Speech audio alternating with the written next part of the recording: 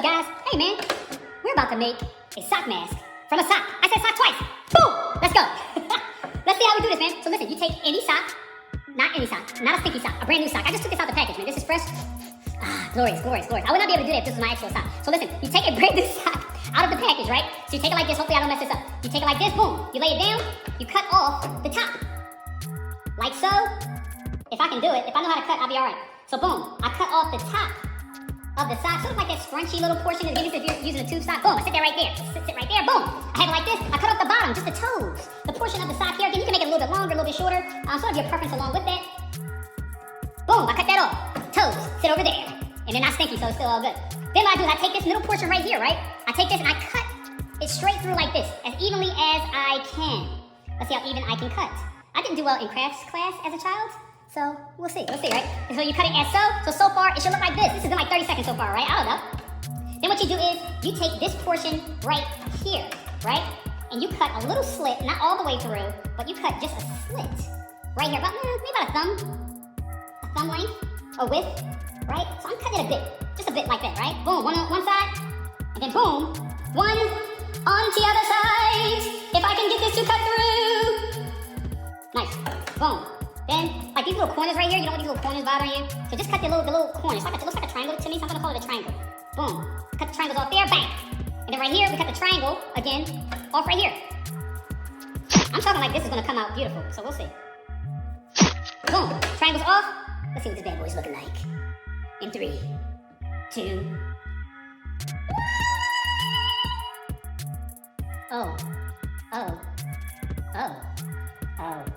You saw it happen, right? Hey, look, that was so fast. It was so easy for me to do. Guys, we want to make sure that we show up and show out with this. Again, we are making these masks for the rescue mission. There are about 500 individuals that are homeless currently at that mission that we want to make them for. We want to make them to have a good supply of them moving forward. So again, we're putting that petition out to you guys. We can get 500 easy. Again, there are a couple easy ways to do it. One way is, again, just order some socks on Amazon. Get them in bulk. Make a few. Make it a fun night for the family. You can make them in a few minutes. Who can make the most? And then give them a gift card, take them to Chick-fil-A. Like, do anything like that you want to do, right? Even if you're like, hey, like, really right now I don't have the funds to purchase some socks. Guess what? We got you covered as well. Hey, we have some times that are going to be listed where you can pick up some socks. We purchased some, not a bunch, but we purchased some that you can actually take home and make and then drop back off to us. In terms of dropping them back off, you can drop them off right at the church. We have a bin. We have an area that we are collecting those completed sock masks. Once again, new socks, not used ones. New socks. So make sure that you do that. Again, our goal is to complete 500 of them. Look, that's going to be so easy for us to do. It's a goal, and I think we can reach that goal. Hey, man, let's make sure that that happens. And students, y'all been bored, been playing on the games the whole time. Stretch it out. Make a sock mask.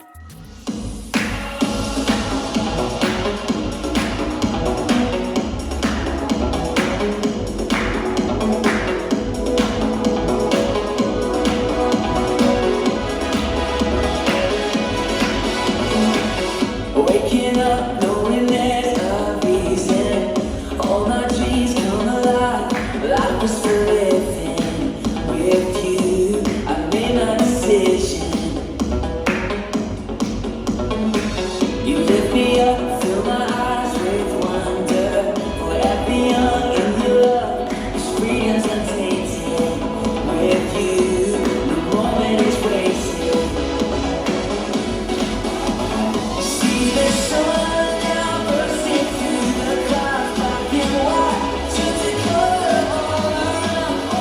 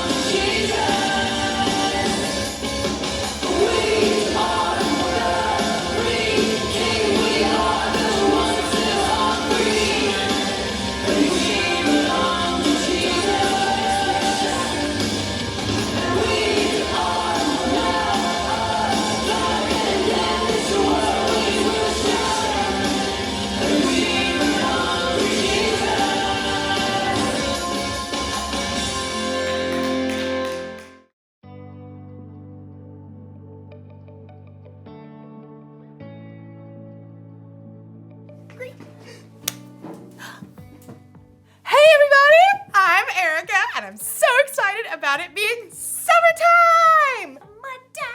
Summertime, yeah. Ooh, ooh, ooh, ooh. One reason I'm so excited is because I have developed my very own STEAM lab. Look it, check it out, check it out, check it out, check it out. Look it. Wow. Isn't that so awesome? You're probably wondering what that stands for. Science, technology, engineering, art, and mathematics. And I'm not totally sure how things will go in my lab this summer, but luckily I have faith. Faith is trusting in what you can't see because of what you can see. You see? You see what I did there? I have faith that I'll learn a lot and probably have fun doing so. I mean, just look at this place! Check it out. Wow! Oh, wait. Perfect. Check out this microscope! Microscope. I've always been amazed how microscopes can let you see things that you normally can't see. Take hair, for instance. Ow. Look at that one. See, it looks like a thin line. Mine's kind of curly. Ooh, you can't see it, can you? But put it under a microscope. Wow. Cool, right? What about the inside of a piece of grass? Put it under a microscope. Whoa! Look at that! The inside looks like a whole bunch of smiley face emojis. I mean, you never see that just by looking at grass. Today's Bible story is all about not being able to see everything, but remembering that God always does. It's like he's always looking through a microscope or something. So, let's take a look at this story and see what we can find. Unbelievable! Is that really what my hair looks like? The Bible. It's 66 books of history, stories, letters, and poetry that fit together to form God's one big story. The epic adventure of how He created us and loves us so much that He made a way to rescue us. As we travel through the Bible, from Genesis to Revelation, we discover people who met God and found their lives changed forever. Now for an amazing story, inspired by the book of Hebrews, chapters 11 and 12. Gotta have a little faith. Keep the faith. Take a leap of faith. You know, a lot of people toss around the word faith lately. We say you can break the faith, or just take it all on blind faith. But true faith isn't blind at all. It's much more than just an inspirational word. True faith has to do with believing in all the things you can't see because you start with what you can see. Now, we can't see God with our physical eyes, but we can see the stories of people who came before us. They lived in a broken world like we do, but they chose to follow God. They chose to trust His promise that one day He would send a rescuer that would make everything right again. The writer of Hebrews in the New Testament tells us about some of these men and women in God's story. People like Noah, people like Abraham. When God called Abraham, he was already getting old. He and his wife Sarah didn't have kids. Leave your country and your people. Leave your father's family. Go to the land I will show you. All nations on earth will be blessed because of you. God was planning on sending his rescuer as one of Abraham's great, etc. grandchildren. But still, even though Abraham had God's promise, he still couldn't see the one God was sending. Still, Abraham went on a wild adventure, following God's call. And even his descendants, Isaac, Jacob, and Joseph, all chose faith in God. Moses, too, was called by God from the fiery heart of a burning bush. Even though he was raised by Pharaoh's daughter, he chose to stand with his own people and face Pharaoh's anger to win freedom. We read about it like this in the book of Hebrews. Moses suffered shame because of Christ. He thought it of great value. See, when you check out Hebrews, you discover this huge list of people who followed God by faith, so many that the writer just stops trying to list all of them. Oh, but we can't forget Israel's most important king, David. Get up and anoint him. This is the one. Even though God had promised David would be king, though, David spent years on the run from King Saul, fearing for his life. Still, he chose to trust God. The Lord is my shepherd. He gives me everything I need. Now, none of these people in the Old Testament could see with their eyes how God was going to save his people, but they could see how he was working in their lives, how their needs were being met. So they chose to believe in his greater plan. They chose faith. Faith is being sure of what we hope for. It is being sure of what we do not see. That is what the people of long ago were praised for. Now, here's where the story turns. In Hebrews, we discover that none of those people in the Old Testament received what God had promised here on earth. That's because God had planned something better for us, so they would only be made perfect together with us. God's plan includes all of us from the very beginning of creation. So at just the right moment, at the perfect point in time, God sent his rescuer, the hero, his very own son, Jesus. Jesus showed us how to live. He showed us what God was like, and he told us the most important thing. If you love one another, everyone will know you are my disciples. Love God, love others. It's the heart of the whole story. But then, Jesus was killed, and his friends thought the story was finished. Period. Dot. The end. Until God raised him back to life. Jesus has defeated death, and those who follow him can live with him forever. But how do you follow someone you can't see? Well, that brings us back to faith. Let us keep looking to Jesus. He is the one who started this journey of faith, and he is the one who completes this journey of faith. He paid no attention to the shame of the cross. He suffered there because of the joy he was looking forward to. So think about him. Then you won't lose hope. The early believers, Peter and John and other followers of Jesus, had seen him teach and heal. They saw him after God raised him to life. But after Jesus returned to heaven, the believers continued to live by faith. We have to speak about the things we've seen and heard. Because of what the new Christians in the early church had seen, they could believe in what they could not yet see, the end of the story, where God makes everything right. They kept the faith, and because they did, we can choose faith too.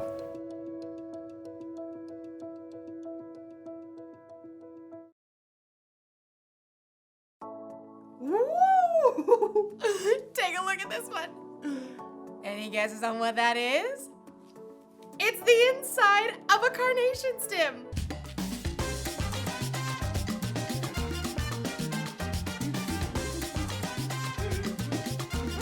It's amazing how things look so different under a microscope than they do just with our eyes. It makes me think of Hebrews chapter 11. It's where we can look back to all these people in history who had faith in God. Even though they couldn't always see how things would turn out, they believed God and his promises. They lived by faith. And you can live by faith too. In fact, having faith in Jesus and what he did for you on the cross is what makes it possible for you to have a relationship with God. Relationship status update. Even though we can't see Jesus in person, we can still have faith in him because we can see how he's worked in the lives of the people who've come before us. That's the one thing to remember today. You can know Jesus even though you've never seen him. If you want to know Jesus more and you don't know where to start, try talking with someone who has put their faith in Jesus. Or you can read the stories in the Bible of the people who trusted God long ago. There are lots of things we can see that can help us have faith. So, I hope you guys have an awesome day. I'm gonna look at a few more things under my microscope. Like maybe my nail. Let's check it out. Oh, I need to wash my hands better. This microscope tells you a lot.